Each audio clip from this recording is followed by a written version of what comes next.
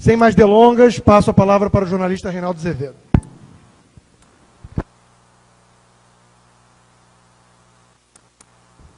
Oi? Aqui? Ok. Boa tarde a todos. Agradeço mais uma vez o convite que me fez o Clube Militar. Feliz de estar ao lado da ministra Eliane Calmon, do Rodrigo Constantino, meu amigo, professor Fabiano, parabéns pela exposição. Estive aqui há 2 anos, acho, e havia uma súcia ali fora, gritando, abaixo a ditadura, sei lá o quê. Eu estava aqui em companhia do jornalista Merval Pereira e discutíamos liberdade de expressão, não é? Muitos de vocês devem se lembrar. Curiosamente, ao mesmo tempo, acontecia em São Paulo uma reunião no Sindicato dos Jornalistas de São Paulo em defesa do controle social da mídia. Que país curioso! Eu debati a liberdade de expressão num clube militar e num órgão civil de defesa de uma categoria, uma outra súcia defendia censura. Porque falava em nome de um partido. Não é?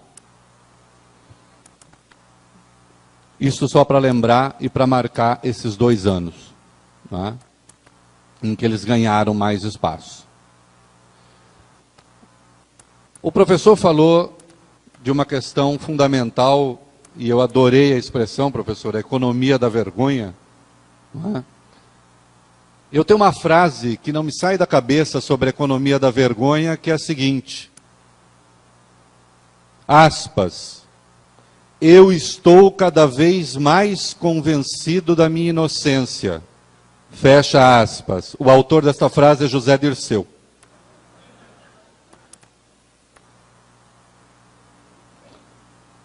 Há o sistema que pode dizer se ele é culpado ou não, há a justiça, etc. Mas ele próprio estava num processo de convencimento sobre a sua inocência.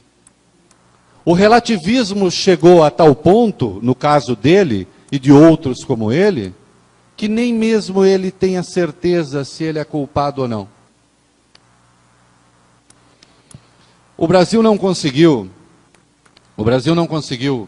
juntar ainda democracia e transparência, democracia e vergonha na cara no que diz respeito à questão pública. Houve uma degeneração neste particular. E se há jornalistas presentes, antes que me atribuam o que eu não disse, como vira hábito quando eu participo desse tipo de coisa, eu não estou pedindo o fim da democracia, eu estou pedindo o fim da safadeza. Não é? Eu quero democracia com vergonha na cara. O PT não inventou a corrupção.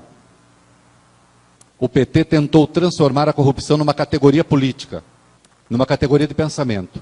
E é por isso que eu os repudio. Nunca, jamais escrevi que a lambança no Brasil começou com os petistas, porque seria mentira. É evidente que não. O que os petistas tentaram fazer foi transformar o roubo, a pilantragem, numa resistência política. Estou fazendo isso para mudar o Brasil. Isso é muito grave. Este é o escândalo do Mensalão. O escândalo do Mensalão, como bem disse um ministro, se não me engano foi Aires Brito quem usou a expressão, o escândalo do Mensalão foi uma tentativa de golpe. E os golpes modernos na América Latina dispensam tanques. Não precisa de tanque para dar golpe. Hoje os golpes são dados pela via institucional, rasgando as constituições desses respectivos países onde isso aconteceu e transformando, solapando a democracia por instrumentos que a própria democracia oferece. Não é? E isto foi o Mensalão. Se na Argentina, na Bolívia, na Venezuela, no Equador, se fez a coisa de modo diferente, no Brasil se tentou um outro caminho, porque Lula herdou instituições mais sólidas do que esses presidentes que assumiram esses outros países. Ali onde a legalidade estava numa espécie de grau zero, eles chegaram lá e puderam, então, pintar e bordar. No Brasil não dava, tá certo? Então eles precisaram respeitar a dinâmica dos três poderes. Só que não respeitavam, na prática nós vimos que não. Né? O mensalão, portanto, foi uma tentativa de golpe. E quando eles se pronunciam sobre isso, quando eles fazem o relato sobre isso, então vem a ideia de que eles estavam numa outra gesta, numa outra luta, que era a luta contra as elites, contra os conservadores, contra os reacionários. Quais reacionários? Os reacionários da Constituição Democrática? Os reacionários da lei?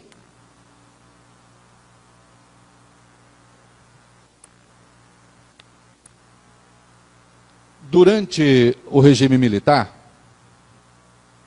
se falava muito, e algumas figuras se tornaram notórias, por isso acusadas se falava de corrupção. E é provável que tenha havido. Mas eu insisto, há uma diferença entre a corrupção como desvio da norma e a corrupção como uma espécie de nova norma.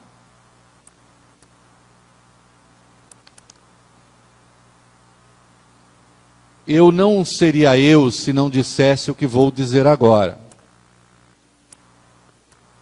O Lula ganha em 3 palestras para empreiteiros mais do que qualquer general da chamada ditadura acumulou de patrimônio a vida inteira.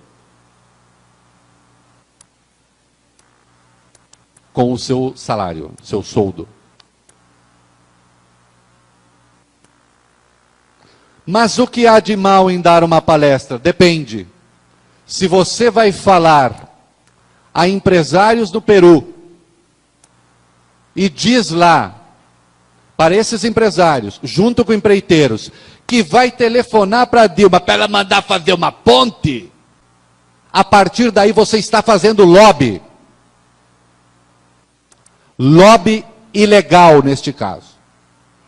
E se jactando de ter penetração no Palácio do Planalto. O nome disso, eu lamento, é corrupção.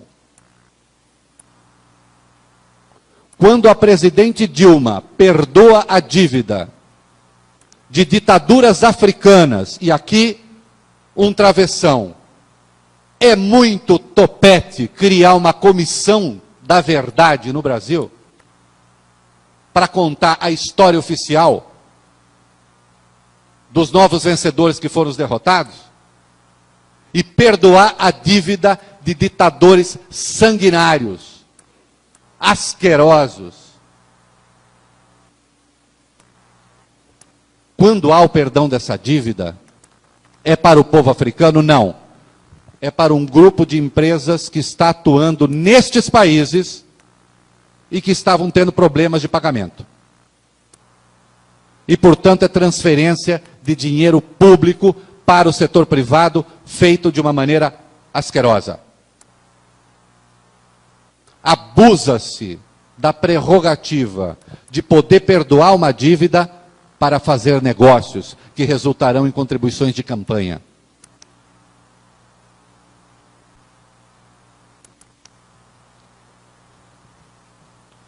A imprensa tem apontado isso. Eu estou aqui porque eu sou da imprensa.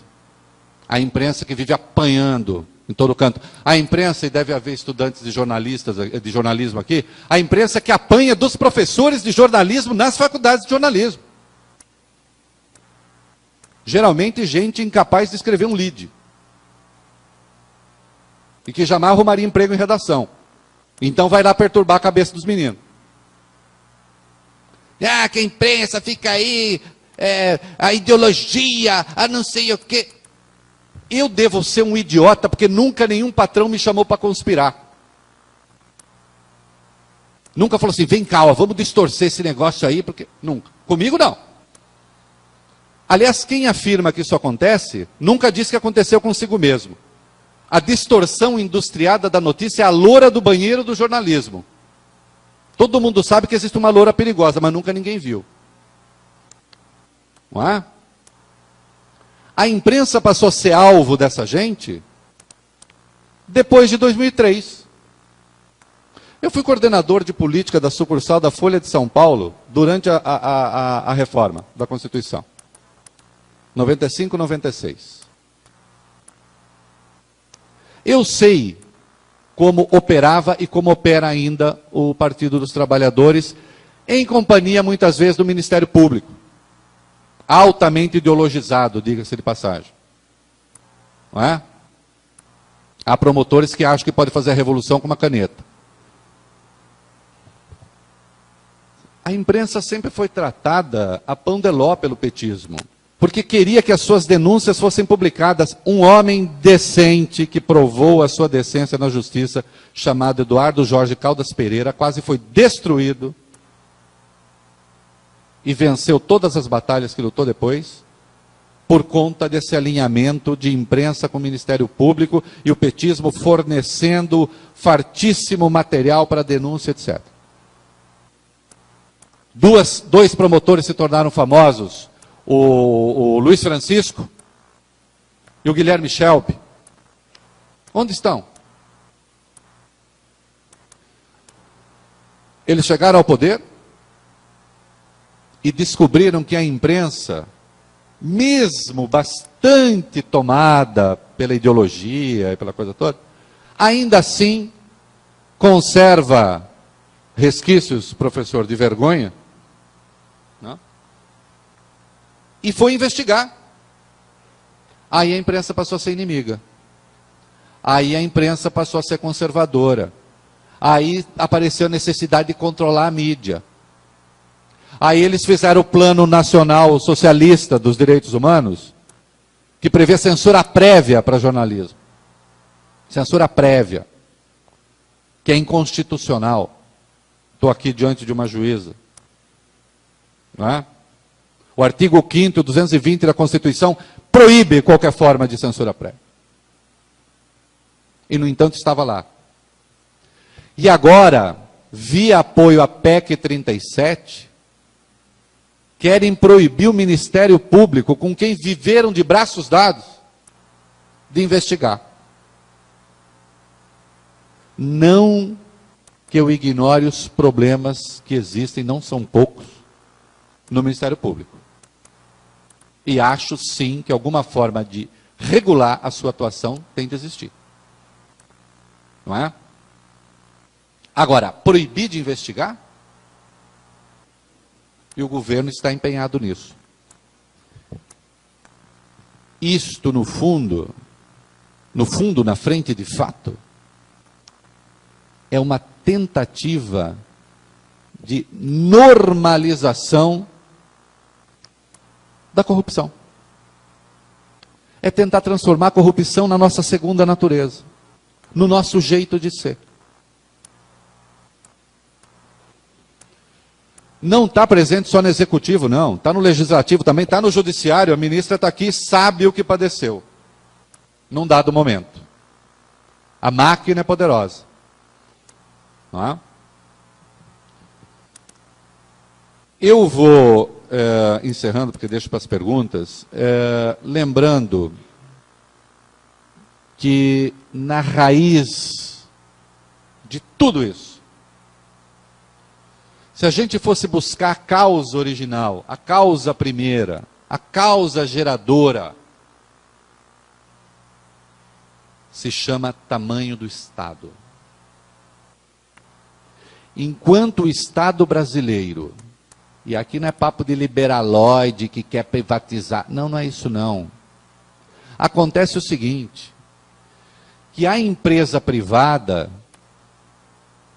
que vai fornecer um determinado produto e que vai contratar alguém para fornecer um serviço, esta empresa privada vai buscar aquilo que for melhor para a empresa, que atenda às necessidades técnicas e que tenha o melhor preço. pela simples e óbvia razão de que aquele que fizer coisa errada pode ser demitido. O Estado brasileiro deste tamanho é um criador de dificuldades para vender facilidades.